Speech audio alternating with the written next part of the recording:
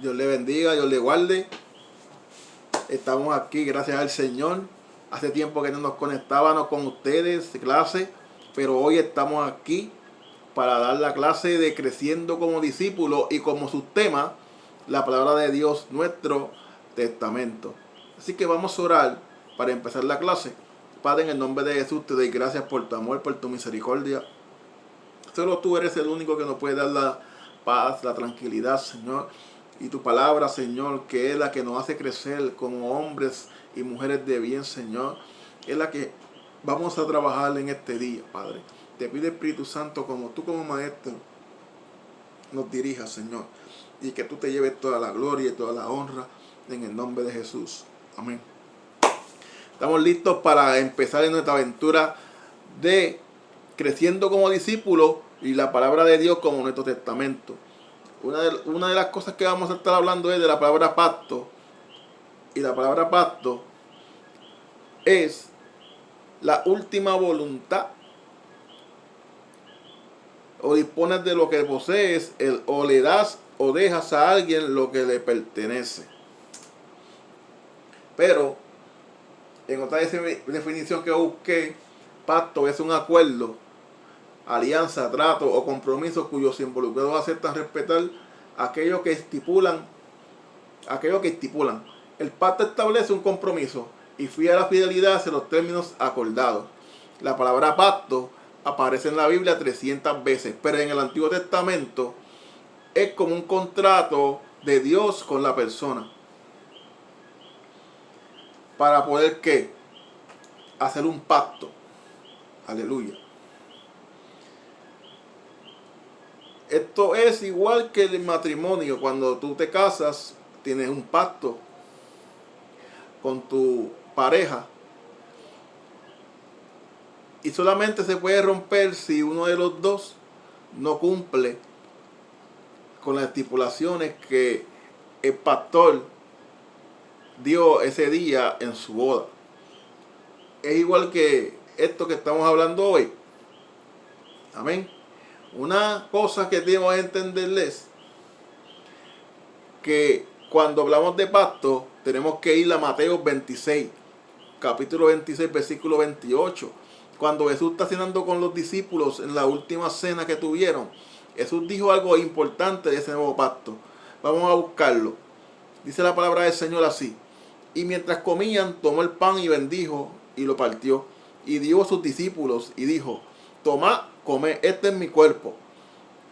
Tomando la copa y habiendo dado gracias, le dio diciendo: bebed de ella a todos, porque esta es mi sangre del nuevo pacto, que por muchos es derramada para remisión de los pecados. Y hablando de esto, también Jesús, en un escrito que encontré, dice que Él ha definido su pacto como una promesa garantizada, con juramento a manera de testamento. En Hebreos 6:17, se lo voy a leer en varias versiones. En la Biblia Dios hablaba y dice: pues bien, Dios quiso mostrar claramente a quienes habían de recibir la herencia que Él les prometía, que estaba dispuesta a cumplir la promesa sin cambiar nada de ella. Por eso garantizó su promesa mediante el juramento. En la Biblia Nueva Biblia Viviente dice: Dios se ató a un juramento para que los herederos de la promesa estuvieran absolutamente seguros de su cumplimiento y que supieran que nada cambiara el juramento. En la Nueva Tradición Viviente dice: y Dios también se comprometió mediante un juramento para que lo recibieran la promesa, que pudieran estar totalmente seguros de que Él jamás cambiaría de parecer. Amén. Aquí hay unas cosas, unas palabras que me llaman la atención, que es: cambiaría de parecer, que nada cambiaría el juramento, y que la otra es que garantizó su promesa. Él garantizó su promesa, nada se interpuso en su juramento, y no cambiaría de parecer. Usted sabe que cuando estamos en un pacto de una herencia, cuando estamos en un pacto por una herencia con la familia, sabe que si no todos están de acuerdo, no se puede vender. Pero aquí, en este testamento que Dios nos dejó, todos los hermanos están de acuerdo porque la herencia se divide en partes iguales y todos van a recibir lo mismo. Lo único que pasa aquí es que nosotros tenemos que seguir tenemos que tener un compromiso con qué, de conocer el testamento, que es la palabra del Señor. Si no conocemos el testamento, no podemos disfrutar de los beneficios. Pero eso vamos a hablarlo más adelante. Amén. Ubíquese conmigo en Hebreos 9, 17. Hebreos 9, del 15 al 17. Vamos a leer esa porción de la palabra. Aleluya. Estamos aquí, amén. Dice la palabra del Señor así: por eso Cristo es mediador del nuevo pacto. Por medio de su muerte los llamados recibirán la herencia eterna que les ha prometido y serán liberados de los pecados que han cometido. Ahora bien, en el caso de un testamento es necesario comprobar la muerte del que lo hizo. Pues un testamento solo tiene valor cuando la persona que lo hizo haya muerto. Mientras esa persona esté viva, no tendrá ningún valor. Aleluya. Ya ese testamento tiene validez porque ya Cristo murió en la cruz. Y al Cristo morir en la cruz, ese testamento tiene validez de que nosotros podemos reclamar las promesas que hay en ese testamento. ¿Y qué es en tu testamento? La palabra del Señor. Amén. Así que vamos a seguir por aquí. En la información que tengo aquí dice que de hecho la palabra griega que se utiliza en el Nuevo Testamento para pacto es diadeke, que tiene la connotación de un convenio planteado por una de las partes que debe ser aceptado o rechazado por la otra parte, de modo que no pueda cambiarse. Este es un nuevo pacto prometido por Dios y ejecutado por la muerte del testador de su Hijo Jesucristo. Amén. Ya el testador ha muerto y nosotros como hijos, cuando aceptamos a Jesucristo, nos convertimos hijos de Él. Así que nosotros tenemos que parte con Él, tenemos una parte de herencia con Él. Pero en su folleto, en la parte 2, dice mediador, testador, Jesucristo. ¿Qué es un mediador? Vamos a ver qué es un mediador. Cuando hablamos de un mediador, es una persona que se pone en el medio para evitar un conflicto. Pero en Cristo, Él se pone entre nosotros y Dios, para cuando nosotros pequemos. Su acción como mediador es que Dios nos mire a través de Jesús y al mirarnos así no vea ninguna imperfección, porque Él intercede por nosotros. Esto funciona así. Cuando Cristo muere en la cruz del Calvario, Él pasa a ser el mediador entre Dios y los hombres. ¿Y qué pasa? Cuando nosotros pecamos o cometemos alguna falta, Dios nos mira a través de Cristo. Y cuando Dios nos mira a través de Cristo, nos ve sin imperfecciones, porque Cristo es el mediador entre Dios y los hombres. Y cuando Cristo nos ve así, cuando Dios nos ve así, es porque el Hijo está intercediendo por nosotros día a día. Cuando nosotros pecamos, Dios va a mirar, y cuando mira el sacrificio que Cristo hizo en la cruz del Calvario, y Él se está poniendo como mediador entre los hombres y Dios.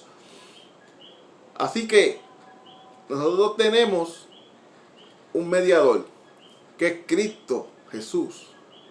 Por eso es que la Biblia te enseña y te dice que no hay otro camino, que no hay otro nombre, solamente que da a dos hombres, sino que es Cristo. Solamente hay un camino, ese camino es Jesús.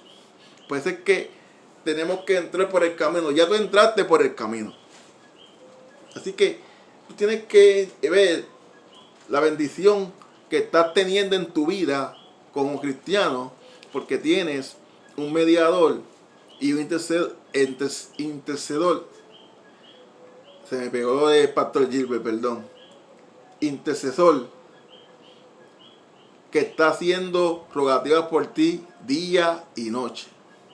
En la Biblia vemos que hay varias personas que interceden a favor de los hombres. Uno de ellos es Moisés. Cuando Moisés está en el desierto con el pueblo de Israel, Moisés tuvo que interceder por el pueblo cuando ellos empezaban a quejarse de que le faltaba agua, que le faltaba comida. Dios quería destruir al pueblo, pero Moisés se interpuso para que Dios no destruyera el pueblo. Eso usted lo puede buscar en la Biblia, en Éxodo. Busquen Éxodo, en el peregrinar de Israel en el desierto, tantas quejas que tuvieron. Pero Dios tuvo misericordia. ¿Por qué? Porque Moisés intercedió por ellos. Se puso entre medio del pueblo para que Dios no tocara el pueblo con su juicio. Amén. Otra persona que tuvo la oportunidad de interceder por los hombres fue Abraham. En el capítulo 18 de Génesis, capítulo 16 al versículo 33, podemos ver que Dios quiere hacer un juicio contra Sodoma y Gomorra, pero Abraham sabía que su sobrino Lot vivía en este pueblo de Sodoma. Y él empezó a interceder, pero Dios ya había hecho provisión, porque Dios había mandado unos ángeles a sacar a Lot de ahí, para que no sufriera cuando cayera el juicio sobre Sodoma y Gomorra. Esa es la historia de que la mujer de Lot miró hacia atrás y se convirtió en una estatua de sal. Se lo puede buscar en Génesis. Amén.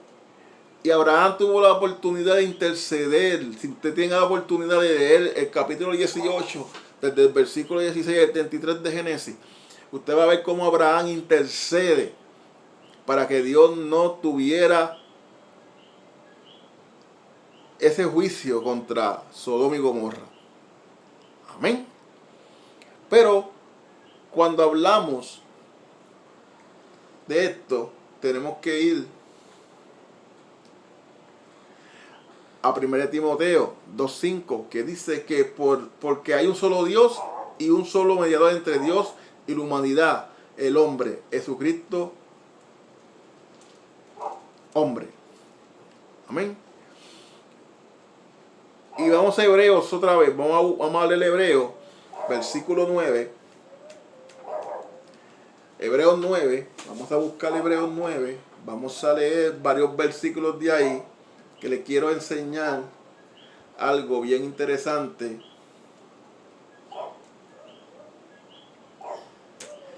Bendito sea el Señor. ¿Cuánto me están entendiendo? Amén. ¿Cuánto me entienden? ¿Cuánto? Si tienen alguna duda, ahí está Raquel, ahí está Gloria, ahí está Nidia, que le pueden sacar de la duda que tengan. Amén. Hebreos 9. Vamos a leer varios versículos de aquí.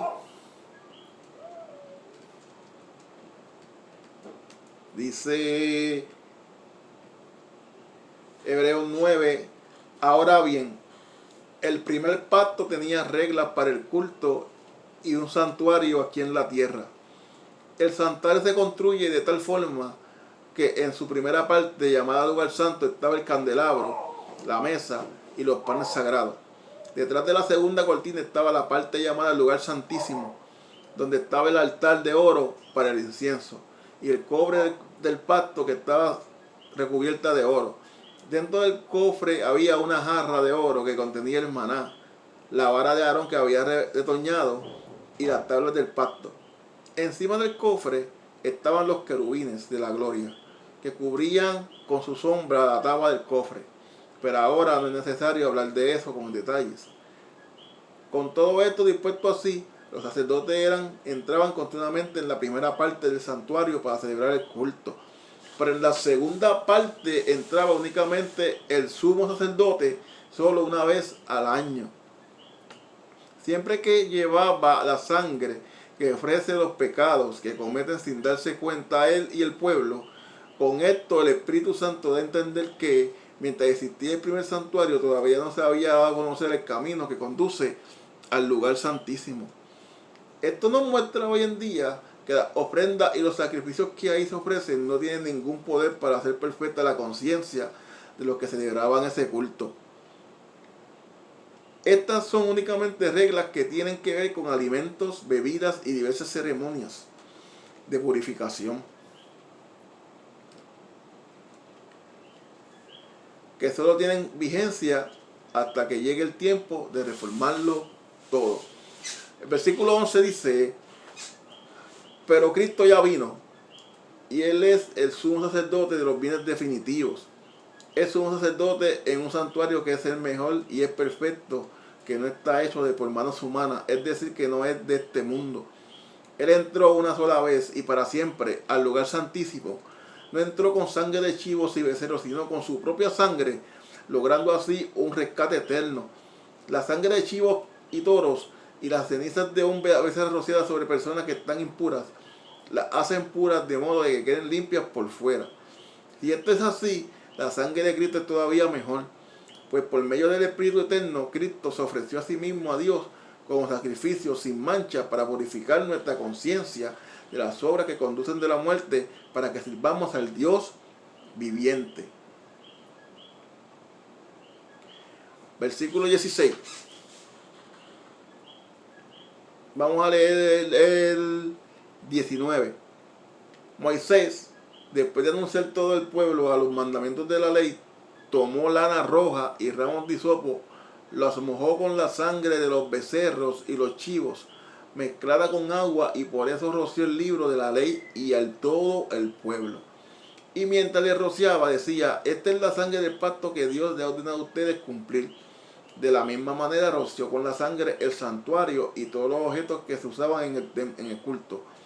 La ley exige que casi todo sea purificado con sangre, pues si no hay derramamiento de sangre, no hay perdón. Amén. Interesante este relato bíblico. Esta es una de las cosas que quiero que ustedes aprendan en este día, es que cuando empieza el capítulo 9 de Hebreos, está hablando del lugar, está hablando del tabernáculo de Moisés. En ese tabernáculo habían 3 lugares: estaba el atrio, el lugar santo y el lugar santísimo. En el atrio se hacía una ceremonia de limpieza. En el lugar santísimo entraron sacerdotes, pero en el lugar santo entraron sacerdotes, pero en el lugar santísimo solamente entraba el sumo sacerdote. ¿Y qué pasa? En este tabernáculo había que hacer muchos sacrificios para con el pueblo. Y había que traer un cordero perfecto para poder hacer un sacrificio, porque la sangre, poder rociarla, todas esas cosas. ¿Qué pasa? Cuando el sacerdote, el sumo sacerdote, entraba al lugar santísimo, solamente entraba una vez al año. Si el sacerdote moría en el sacrificio quedaba nulo y tenían que esperar hasta el otro año para que el sacerdote volviera a entrar y hacer un sacrificio, que solamente lo que hacía el sacrificio era tapar el pecado, porque no era un sacrificio perfecto. Pero cuando vemos en la Biblia y vemos desde el versículo 11 en adelante, hablando de Jesucristo, que entró una sola vez al lugar santísimo y hizo un sacrificio perfecto. Es interesante, cuando Cristo muere en la cruz del Calvario, una de las cosas que pasa es que Él nos da acceso al lugar santísimo. ¿Qué pasa ahí? Una de las cosas que sucede cuando Cristo muere en la cruz es que en el templo el velo se rasga y hace el camino para que tú y yo podamos entrar en el lugar santísimo. Se hace un sacrificio perfecto y ya no hay que entrar una vez al año, sino que podemos entrar ahora todas las veces que podamos entrar a su presencia, porque ya Cristo hizo el sacrificio perfecto. Ya tu pecado no está tapado, sino que tu pecado está borrado. Tenemos que entender que en este sacrificio Dios nos da el testamento, que es su palabra. Y en ese testamento es que nosotros vamos a hablar ahora. Amén. Bendito sea el Señor.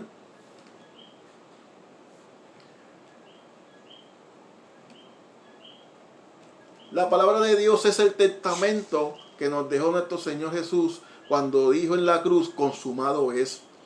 Todo está cumplido. Déjanos el libro de la Biblia para poder saber lo que fue y lo que nos dejó para nosotros, para saber usarlo en el momento que lo necesitemos. Amén. Esa palabra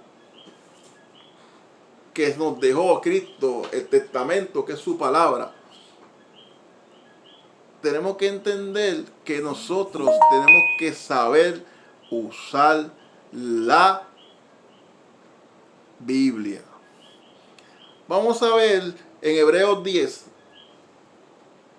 del 16 al 23. Hebreos 10, 16 al 23 nos enseña algo interesante que ya lo hemos leído en la iglesia, pero vamos a estudiarlo con un poquito más de profundidad. Dice el versículo 16: este es el pacto que haré con ellos después de aquellos días, dice el Señor. Pondré mis leyes en su corazón y las escribiré en su mente. Luego añade: nunca más me acordaré de sus pecados y maldades. Ve que están en el sacrificio de Cristo.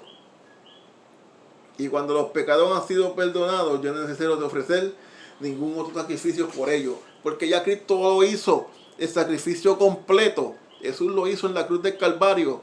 Una vez al año está el sacerdote para poder cubrir el pecado, pero cuando Cristo murió en la cruz, borró y se llevó dos pecados, tuyos y los míos, para que no tengamos memoria más de ellos. Amén.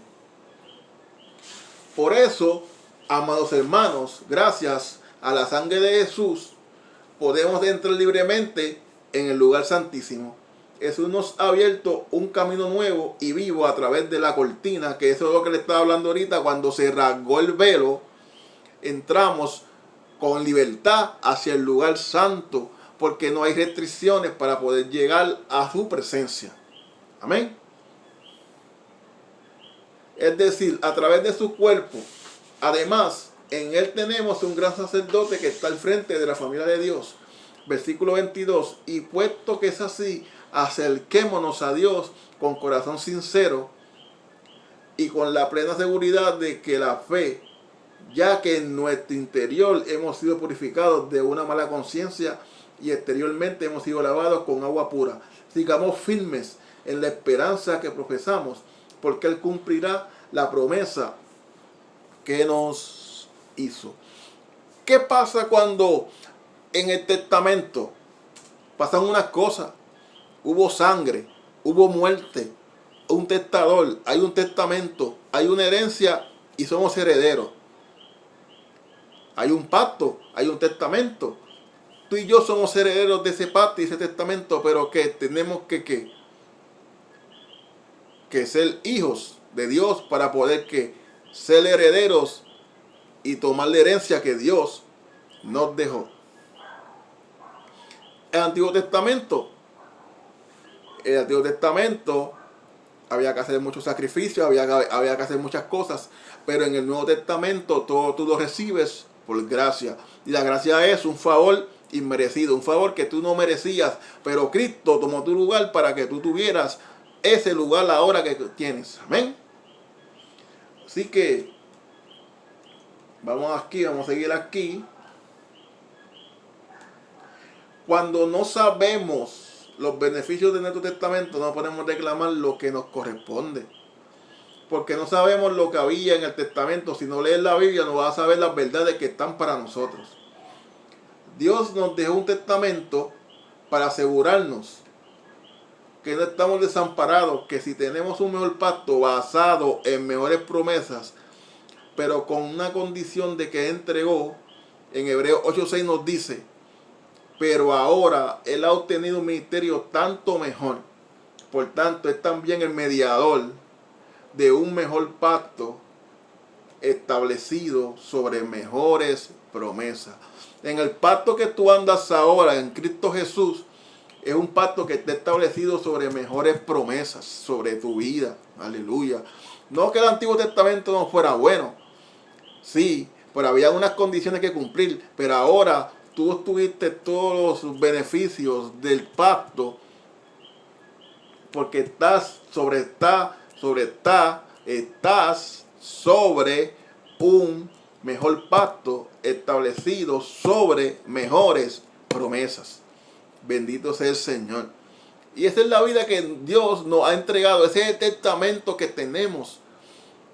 Un testamento que nos da una vida conforme a la vida que Dios quiere que vivamos. Una vida victoriosa en Cristo Jesús. Amén. Y para poder tener un testamento tenemos que ser herederos. Amén. Y ser herederos se asocia por lo general con lazos familiares, y lo mismo se aplica a nuestra relación con Dios. Cuando nacimos de nuevo por su Espíritu, nos convertimos en sus hijos adoptivos. Y como tales somos herederos juntos con Cristo. Amén. Cuando somos hijos, tenemos los mismos derechos cuando se reparte de herencia. Por eso eres heredero del Nuevo Testamento. Del testamento de Dios. Porque cuando naciste de nuevo, te convertiste en heredero de las promesas de Dios que son incalculables. Aleluya. Ya estamos acabando. Romanos 8, 14 y 17. Vamos a buscarlo. Romanos 8.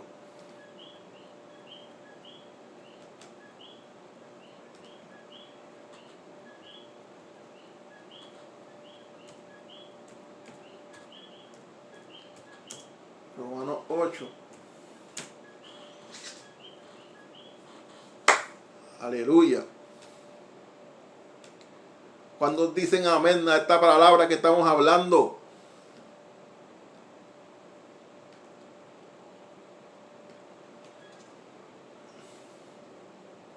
Aleluya. Romanos 14 nos habla. Los hijos de Dios son los que se dejan conducir por el Espíritu de Dios. Ustedes no recibieron un espíritu que los haga esclavos del miedo. Recibieron el Espíritu que los adopta como hijos de Dios y les permite clamar Abba Padre. Porque el Espíritu mismo le asegura a nuestro espíritu que somos hijos de Dios. Y como somos sus hijos, somos herederos. Herederos de Dios y coherederos junto con Cristo. Pero si compartimos su gloria, también hemos de participar de su sufrimiento. Aleluya. Bendito sea el Señor.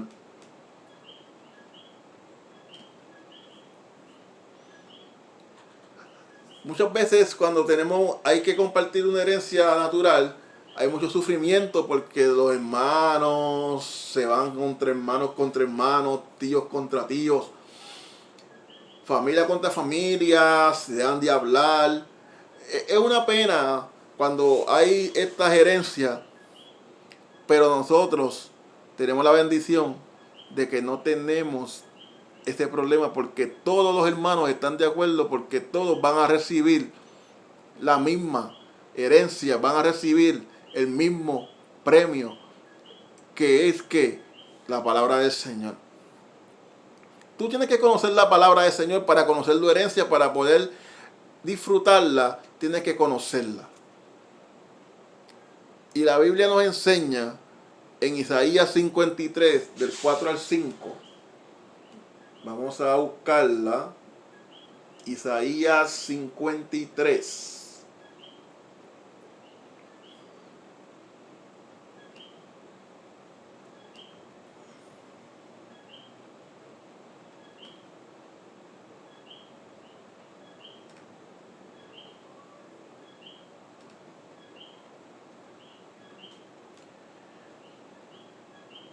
Aleluya.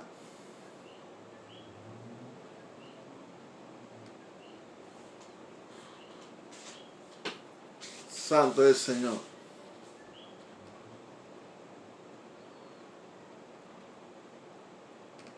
Isaías 53. No te vayas, que es que tengo problemas aquí con la computadora. Bendito sea el Señor. Estamos en vivo.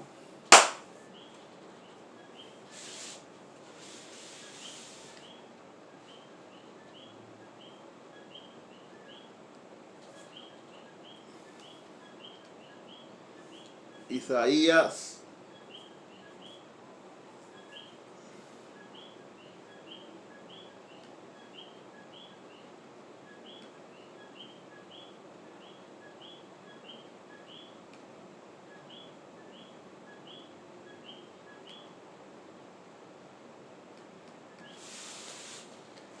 Aleluya. Santo es el Señor. No se vaya, no se vaya. Vamos a seguir. Vamos a seguir con ese versículo. Isaías 53. 4 y 5. Vamos a seguir. Pero que la computadora, ¿verdad?, quiera arrancar.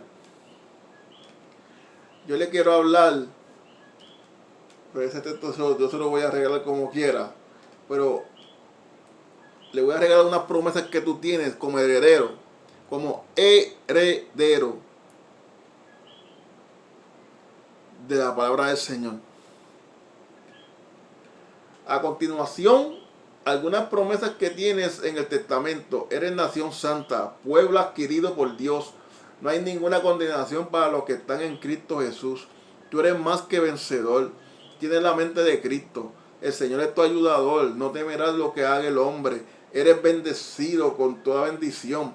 Eres aceptado en el amado. Y muchas más cosas tienes en el testamento que Dios te dejó. Eres bendecido. Bendito sea el Señor. Tienes que leer el testamento para poder saber lo que Dios quiere hacer con tu vida. Bendito sea el Señor. Para tú poder conocer y disfrutar de lo que Dios quiere hacer con tu vida, tienes que conocer lo que la Biblia dice de ti. Lo que la Biblia dice de ti. Tienes que conocerlo, porque si no lo conoces, el enemigo va a tomar ventaja de tú. Por eso es que Dios está ahí como mediador, para que el enemigo tome ventaja de ti, para que tú conozcas lo que tú tienes y eres beneficiario de lo que Dios dejó cuando murió en la cruz del Calvario. Él dejó un libre camino para que tú puedas entrar a su presencia. Por eso tú tienes que entender y comprender que la Biblia que Dios nos dejó es nuestro testamento y que tenemos que conocerlo para poder disfrutar de sus promesas. Bendito sea el Señor. Vamos a ver si ahora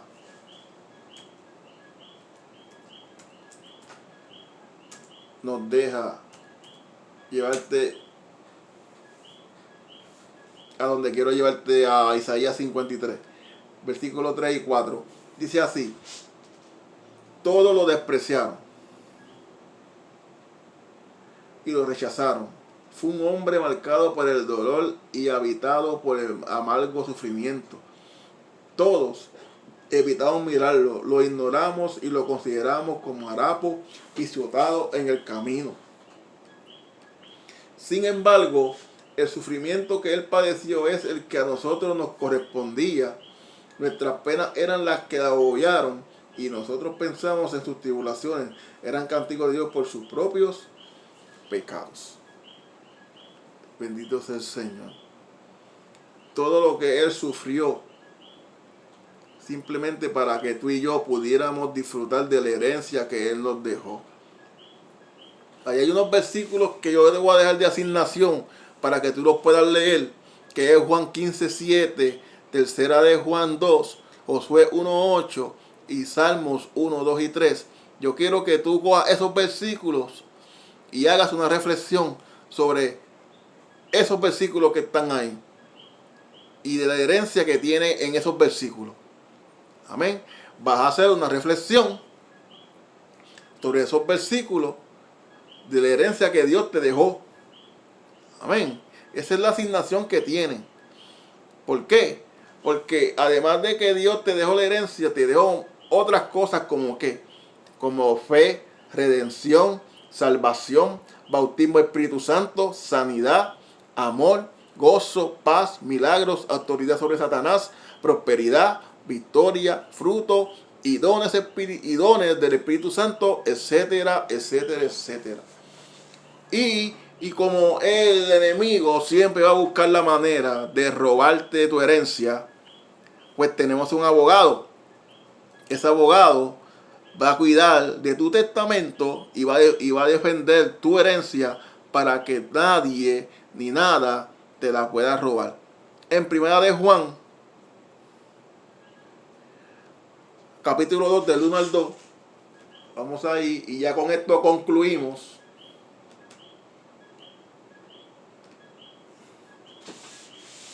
Primera de Juan,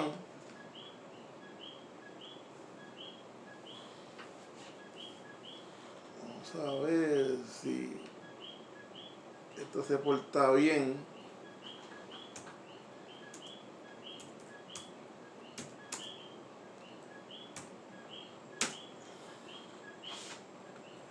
Primera de Juan 2, 1 al... Esto es un versículo que usted se debe de memorizar cuando el enemigo lo acuse. Porque la Biblia nos enseña que abogados tenemos como el Padre, Jesucristo el justo. Amén. Es un versículo que usted debe de aprendérselo cuando el enemigo venga a tratarlo de acusar. Amén. Así que vamos a leer ese versículo ahora. Juan dice: hijitos míos, les digo esto para que no pequen, pero si alguno peca, tenemos un abogado ante el Padre, a Jesucristo el justo. Él es el sacrificio que fue ofrecido por nuestros pecados, y no solo por los nuestros, sino también por los de todo el mundo.